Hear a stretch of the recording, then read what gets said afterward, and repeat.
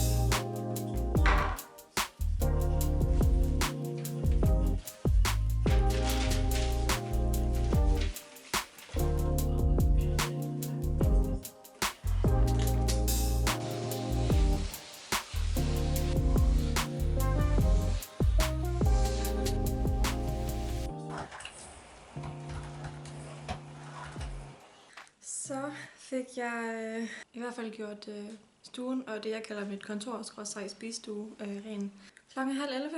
Og hvis jeg skal nå i bad, inden jeg skal på arbejde, så tror jeg, det bliver nu her. Men skidegod dag, eller skidegod start på weekenden.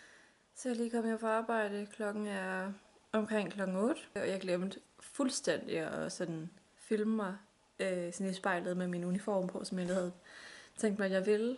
Så I må tage mig på mit ord.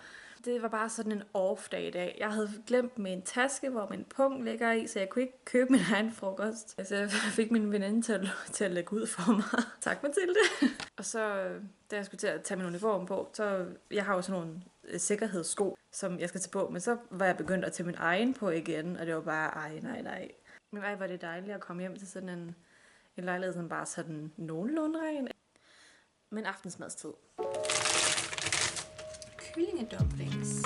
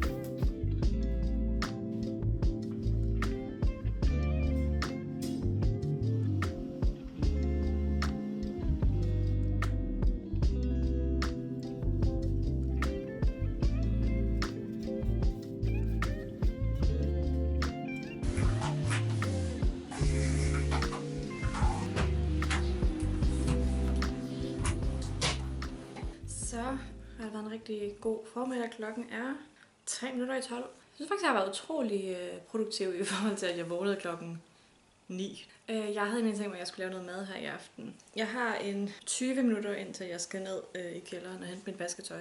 Og siden jeg bor på 3. sal, så gider jeg faktisk ikke rigtig gå op igen, for at gå ned igen, for at gå over til købmanden. Så jeg skal lige have lavet en indkøbsliste, og så bare gå det rigtigt over. Så det er planen.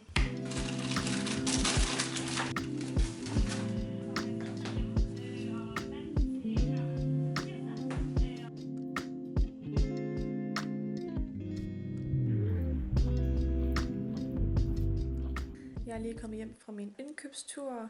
De havde ikke bønnespirer i Lidl, og så gik jeg i Føtex. Og der kunne jeg først ikke finde nogen, hverken i den friske afdeling eller i dåse. Og jeg havde egentlig fuldstændig opgivet håbet, og tænkte, jamen så må min pad thai jo bare blive uden bønnespirer. Men så valgte jeg at gå tilbage til den frisk frugt- og grønt afdeling, og så fandt jeg sådan en pose med sådan en færdigblandet asiatisk wok-mix, hvor der var nogen bønnespirer i, og så må det jo være sådan en, jeg putter i. Men så på øverste hylde faldt sådan ned, så den lå ned, så man kunne ikke rigtig se den, lå der en pakke bønnespirer tilbage. Så jeg fik min bønnespirer. Men ja, vi ses lige om lidt, når jeg skal lave aftensmad.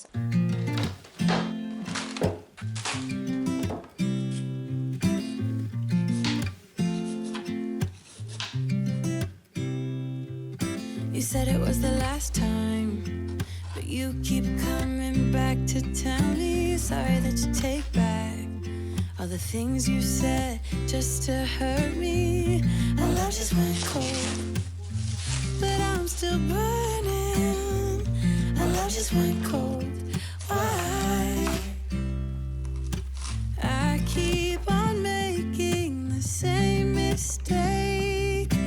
I always let you back in when I begin to get myself together again.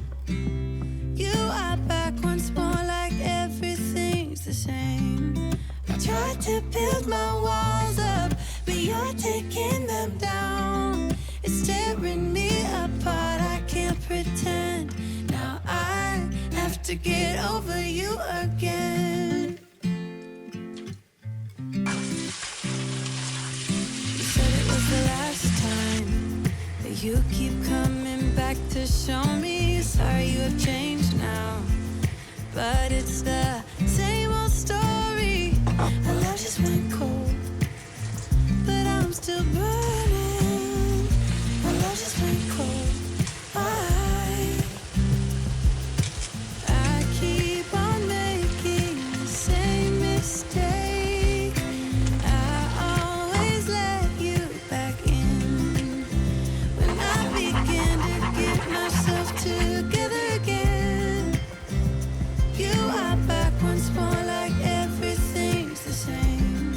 I tried to build my walls up, but you're taking them down. It's tearing me apart, I can't pretend. Now I have to get over you again.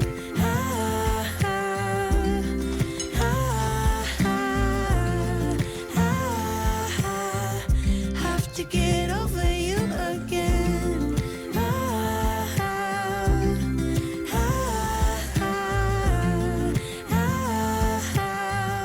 Have to get